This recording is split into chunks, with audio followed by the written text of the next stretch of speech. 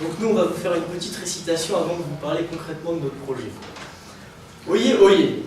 En 2014, après Jésus fruits, tout le cajot prêt à partir à la grande surface est occupé par les fruits et légumes. Tout le cajot? Non, car une bande d'irréductibles fruits frais résiste encore et toujours à l'envahisseur. Un jour cependant, un bus passa et voyant ces spécimens d'une rare mocheté, il s'arrêta et les adopta. Quelle ne fut pas la surprise des compagnons, nous moches et bons, lorsqu'ils furent baladés durant un long et douloureux trajet, se retrouvèrent au milieu d'une bande d'énergumènes bossus, cabossés, malotrus et crevassés. Ni fruits coquets, ni légumes parfaits, et que des cucurbitacées. Faits prisonniers, ils furent amenés devant le roi Charles V et 3 font 8 et 8 font 16 de l'orangerie.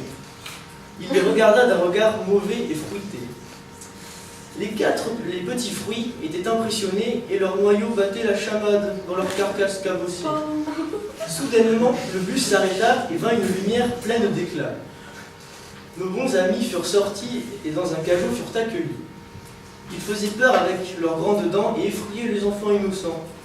Le gardien du bus, les gardiens du bus les partagèrent et après une belle publicité auprès des gens les écoulèrent.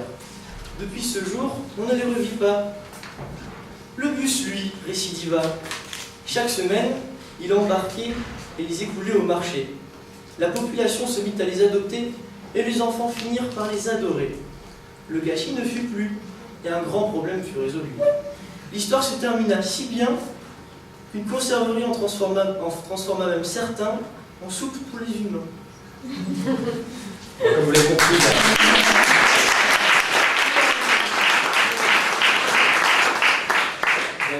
il y a une grande dimension pédagogique dans notre projet qui en fait a pour ambition de créer une association qui pourrait valoriser les fruits et légumes qui sont rejetés. Et en fait, on s'est demandé en suivant où est-ce qu'on peut trouver des fruits et légumes rejetés. Donc on a d'abord trouvé les agriculteurs, puisque tous les fruits et légumes qui sont mal calibrés restent sur pied et pourrissent sur place. On a trouvé également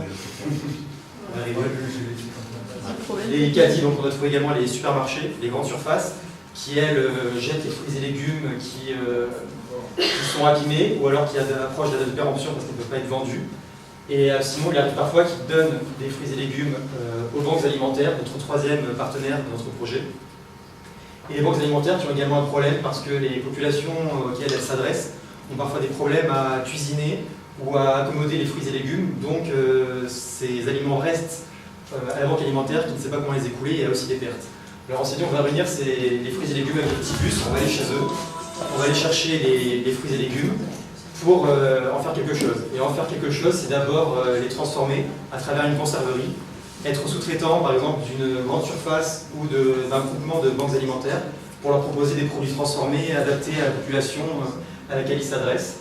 Et ensuite, notre second objectif, c'est avec notre bus toujours, qui est un peu notre fil conducteur et fil rouge de notre projet, c'est d'aller vendre les fruits et légumes non transformés ou une partie de ceux transformés directement sur les marchés. Donc dans notre bus, avec quelque part un marketing assez tapageur, avec une sensibilisation aussi au gaspillage, leur dire que c'est pas bien, leur expliquer pourquoi, que les fruits et les légumes qui sont moches, ils peuvent être aussi mangés, que quelque part, même les fruits et légumes poussent égaux. Je suis sûr que c'était la base du rien. Et donc voilà, sensibiliser dans les marchés déjà. Et ensuite, utiliser aussi ce bus pour aller à la rencontre des enfants dans les écoles. Le bus, c'est assez familier pour eux, c'est comme un petit personnage qui peut se faire connaître. Avec à l'intérieur du bus, un déménagement qui permettrait de faire des ateliers éducatifs dans les écoles, pour les sensibiliser, leur apprendre qu'un aliment, ça prend du temps à faire un légume, ça prend du temps à le faire pousser, ce sont des ressources, ce sont des gens qui s'en occupent. Et quand ils jettent quelque chose, un aliment, c'est quelque chose de valeur qu'ils jettent, il faut qu'ils s'en rendent compte, parce que l'enfant, finalement, c'est le consommateur de demain, et plus tôt on lui apprend, mieux c'est. Voilà.